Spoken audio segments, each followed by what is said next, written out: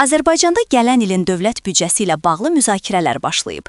Cəmiyyətin əsas gözləntilərindən biri minimum əmək haqqı və yaşayış minimumunun artırılması ilə bağlıdır. Artımın hansı həcmdə olacağı və inflyasiya fonunda real gəlirlərə necə təsir göstərəcəyi xüsusilə diqqət çəkir. Ekspertlər bildirirlər ki, sosial müdafiə tədbirləri ilə iqtisadi sabitlik arasında balansın qorunması hökumət üçün əsas prioritet olacaq. Bəs minimum əmək haqqı və yaşayış minimumu növbəti ildə nə qədər arta bilər və bu dəyişiklik əhalinin real rifahına təsir göstərəcəkmi?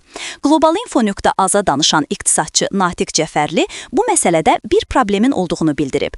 O, Azərbaycanda gələn ilin dövlət büdcəsinin ilkin parametrlərinin açıqlandığını bildirib. Maliyyə Nazirliyinin xəbərinə görə, büdcənin gəlir hissəsi təxminən 67 milyon manat, xərclər isə 146 milyon manat artır. Bu rəqəmlərə baxdıqda minimum əmək haqqı və minimum təqaüdlə bağlı ciddi artımların olub-olmayacağı sual altında qalır. Təəssüf ki, gələn ilin yanvarın 1-dən hansısa ciddi, nəzərə çarpacaq və insanları məmnun edəcək artımların olması ehtimalı o qədər də böyük deyil.